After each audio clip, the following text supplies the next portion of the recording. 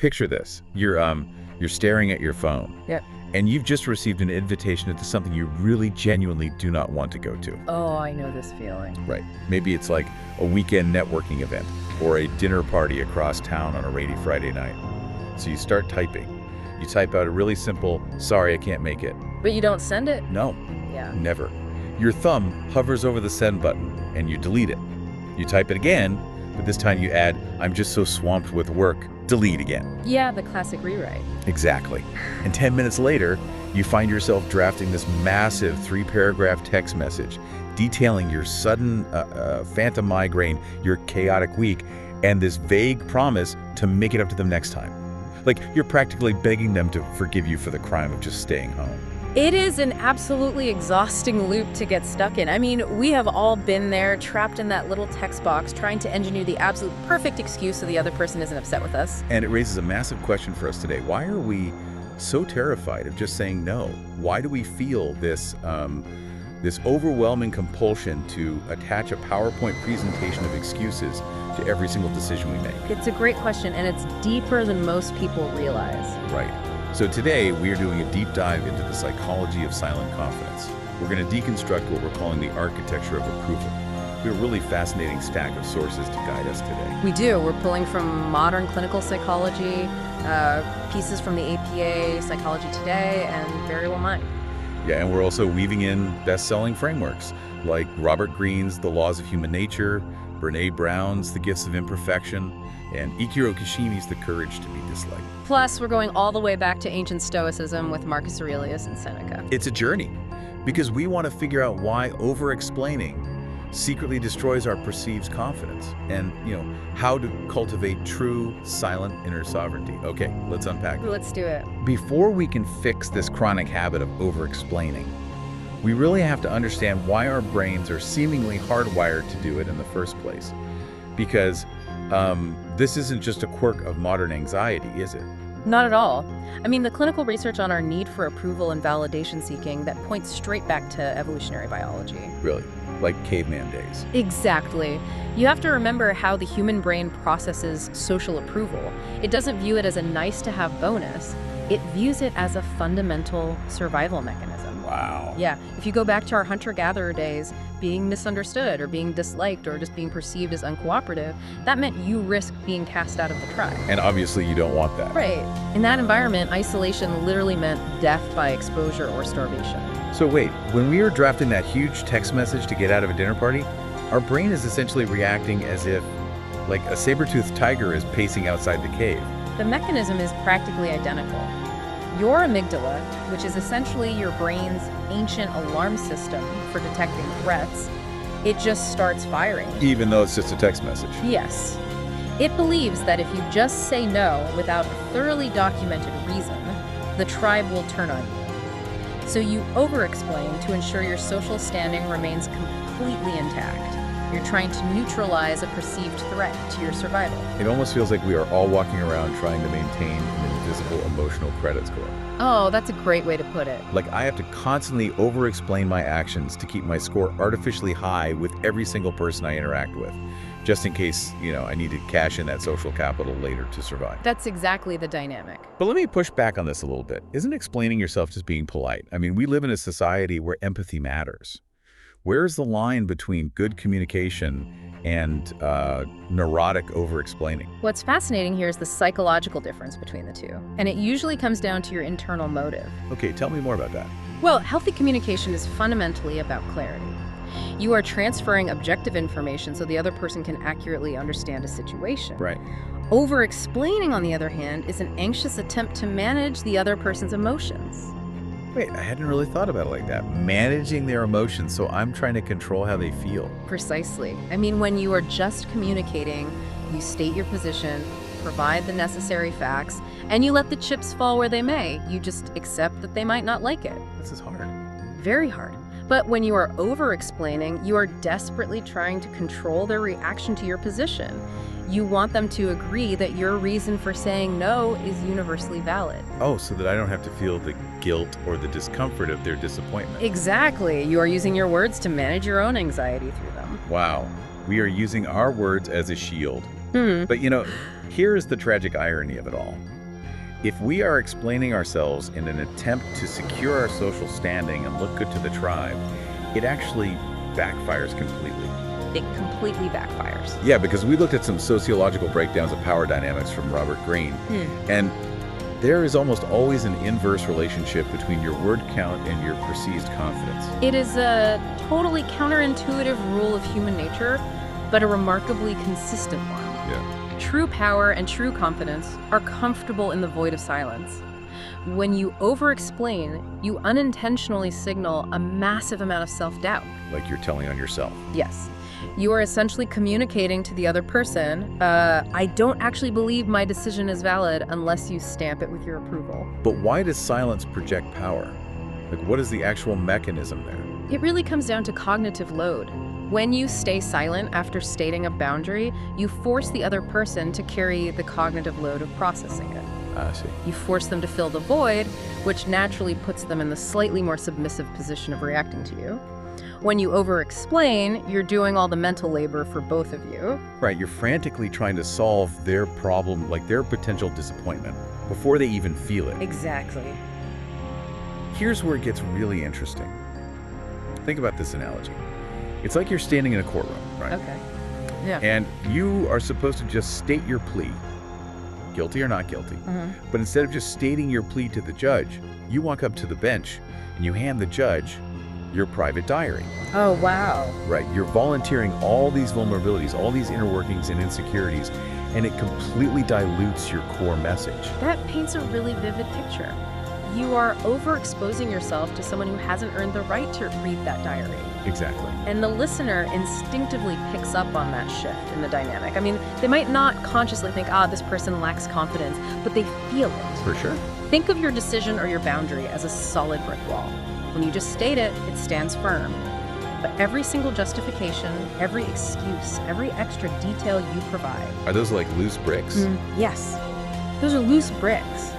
The more bricks you hand the other person, the more ammunition you give them to dismantle your argument. Oh, that makes so much sense. Like if you say, I can't come because I'm really tired, you've just handed them a brick. Now they can say, you can just drink some coffee. Or you can leave early. You've literally invited them to judge your reasons as if they were up for debate. Okay, so talking less keeps the wall intact and gives me power. But, if taking back our power means talking less, it also means we have to set firm boundaries. Always.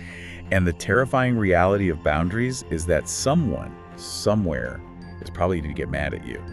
So how on earth do we deal with that guilt without immediately crumbling and over-explaining? Well, this gets to the heart of what Brené Brown and many modern psychologists call the hustle for worthiness. The hustle for worthiness. Yeah. We think we are being nice by people-pleasing, but we are actually just hustling to control our image. It destroys our authenticity because our actions are no longer driven by our true values. They're driven by fear. Exactly, fear of someone else's disapproval. To overcome this, we have to look at a framework from Ichiro Kashimi's book, which is based on Adlerian psychology. Okay, for those who might not be familiar with that, what is the core idea of Adlerian psychology? So Alfred Adler was a psychotherapist who believed that virtually all of our psychological problems stem from interpersonal relationships. All of them? Pretty much. We are so desperate to feel a sense of belonging that we constantly tangle our own lives up with the expectations of others. And Adlerian psychology offers a very specific tool to untangle this, which is known as the separation of tasks. The separation of tasks. So how do we separate them? Where's the line? If we connect this to the bigger picture, the separation of tasks asks you one simple question whenever you are feeling anxious about a social interaction. Which is? Whose task is this ultimately? When you make a decision, set a boundary, or decline an invitation, that is your task. It is your responsibility to live authentically and protect your time. Now, how the other person reacts to your boundary, whether they get angry, disappointed, or offended, that's their task. That is entirely their task. Over-explaining is a classic illusion of control. We do it because we are trying to intrude on their task. Okay, I need a concrete example to really ground this. Because, in theory it sounds great, but in practice it sounds terrifying. Let's hear it. Let's say I'm at the office and I have a notorious needy coworker who always drops their urgent last-minute projects on my desk right at 4:45 p.m. Oh, we all know that coworker. Right. Applying the separation of tasks, how does one actually handle that without over-explaining, but also without starting an all-out office war? It's the perfect everyday scenario. If you are stuck in the approval architecture, you would probably say yes and harbor deep resentment. Okay. Or you would say no, but follow it up with a 5-minute rambling apology about how your inbox is overflowing, your kids have a soccer game tonight, you didn't sleep well, and you're just so incredibly sorry. Basically handing them the diary and the loose bricks all at once. Exactly. With the separation of tasks, you recognize that protecting your time and doing your own job effectively is your task. Your coworker's task is managing their own poor time management and whatever stress they feel about your boundary. Okay, so what do I actually say to them? You look at them and say calmly, I won't be able to take that on today. I can look at it tomorrow morning, or you can ask Sarah. And then? Silence. And then silence. You hold the wall. You don't apologize for having a completely reasonable boundary. You don't list your current projects to prove to them that you are busy enough to earn the right to say no. That's so hard to do in the moment. It is. Now, the coworker might huff and puff. They might act highly stressed. That is their task to manage. Right. You do not need to absorb their emotional reaction, and you certainly don't need to fix it by suddenly launching into a defensive monologue. That is incredibly liberating. But honestly, it takes a lot of nerve the first few times you try it. Which is why I love that we don't just have to rely on modern clinical psychology here. We actually have a historical blueprint for the inner strength required to pull this off. Yes, we do. And that blueprint comes from ancient Stoic philosophy. Marcus Aurelius and Seneca. They are the absolute masters of what we are calling inner sovereignty. I love that term.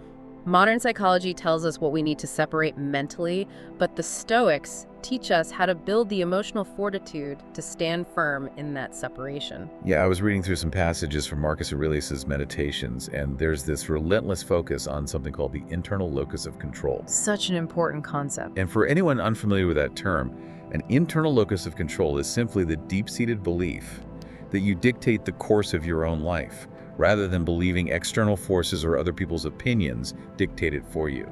Aurelius has that famous line, waste no more time arguing what a good man should be one. And to me, that applies so perfectly to this habit of over-explaining. It really does. We waste so much of our finite energy arguing or explaining why our actions are justified, trying to prove we are good people despite saying no. And Aurelius is basically just saying, your actions are your explanation. Let them speak. It is the ultimate expression of confidence. Seneca wrote about this extensively in his letters, too. He believed that true confidence must be entirely self-contained. Self-contained. Right. If your peace of mind depends on the whims of public opinion, or whether your coworker fully understands your reasoning, you are condemning yourself to a life of emotional misery. Wow. You are voluntarily handing the keys to your emotional state to anyone who happens to walk by. I was trying to visualize this, and I think a good modern analogy for Stoicism in this context is it's like putting your smartphone on Do Not Disturb mode. Oh, I like that. Right. The external judgments, the demands, the misunderstandings from other people, those are the notifications. They still exist out there on the server. People are still pinging you. Yes. But you have engineered an internal system where those pings do not make your phone light up. They don't make you vibrate with anxiety. You control when and how you engage with those alerts. That is a brilliant way to frame it. The data is still there, but you have severed the compulsive reaction to it. And this raises an important question for all of us. What's that? Think about how much of our precious daily energy we waste because we don't have our minds on Do Not Disturb. How many times have you found yourself in the shower or driving your car, drafting an elaborate mental defense speech for an argument that hasn't even happened yet? Way too often. Yeah. We rehearse these explanations because we are terrified of being misunderstood, so we build these massive verbal fortresses in our minds. Right. So what does this all mean? We've covered the evolutionary trap, that primal fear of being kicked out of the tribe that fires up the amygdala. We've looked at the power dynamics, how handing over extra words is handing over extra loose bricks. Yeah. And we've explored the Adlerian separation of tasks and the Stoic Do Not Disturb mode. Now, let's get incredibly practical. How do we actively build this silent confidence starting today? Well, when you synthesize all these frameworks, there are a few very clear, actionable techniques. The first is what we can call the power of the pause. Which, when your anxiety is spiking, is much harder than it sounds. Oh, it takes immense practice because, as we discussed, when someone questions your decision, your amygdala spikes. spikes. You feel that physical rush of heat in your chest. Yeah, panic. Your primal instinct is to immediately word vomit an excuse to relieve the social pressure. The technique is to recognize that physical spike and consciously choose to sit in the silence for just 3 seconds. Count to 3 in your head before you utter a single word. And what does that 3 seconds actually achieve? Biologically, it gives your prefrontal cortex, which is the logical, reasoning part of your brain, just enough time to catch up to the amygdala's fear response. Okay, so it calms you down. Exactly. It drains the immediate anxiety out of the moment. And socially, it communicates a ton of power to the other person. It shows you aren't rushing to appease them. Okay, the power of the pause. What's the next technique?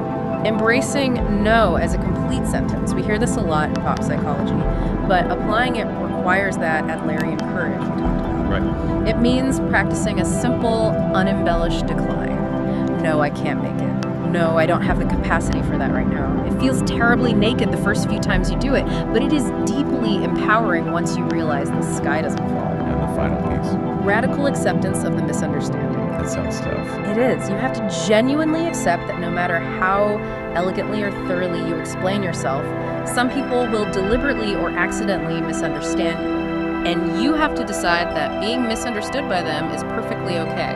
You don't need to correct the record every single time someone gets you wrong. Okay, if we are going to put this into practice in the real world, let me throw one final, highly practical pushback your way. Bring it on. What if the person you're dealing with isn't just an acquaintance or a needy coworker? What if it's your boss? Or your spouse? You can't just hit your spouse with a cold no and stare at them in silence. That crosses the line from confident to just being abrasive, doesn't it? It is a vital distinction to make. In close personal relationships or collaborative professional environments, you aren't aiming for stonewalling. Right. The key difference you have to master is between providing objective context versus providing an emotional justification. Okay, break that difference down for me. Context is helpful, objective data shared between partners. Justification is defensive pleading from a place of insecurity. Let's look at the boss scenario. Okay, if your manager asks you to take on a massive new project, context is saying, I am currently at capacity with the Q3 reports, so if I take this on, the reports will be delayed until Friday. Which of these is the priority for you? That makes sense. That is confident, it is brief, and it is entirely objective. You aren't apologizing for having finite time. You are managing the workflow. And what does justification look like in that scenario? Justification sounds like, oh gosh, I'm so sorry, I would really love to help out, but I'm just so stressed with the Q3 reports, and I stayed up late last night working on them, and I'm just worried I'll mess it up. Do you hear the difference? It's night and day. The first one is a professional partnering with their boss to solve a logistical problem. The second one is a child explaining to a teacher why the dog ate their homework. That is exactly the dynamic shift, and it applies to your spouse, too. How so? Well, context is, I need an hour to decompress alone in the bedroom because I had a really overstimulating day at work.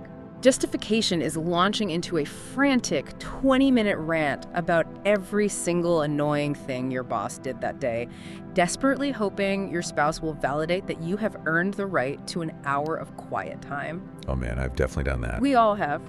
But you don't need to earn your boundary. Just provide the context and own the boundary. That brings everything full circle beautifully.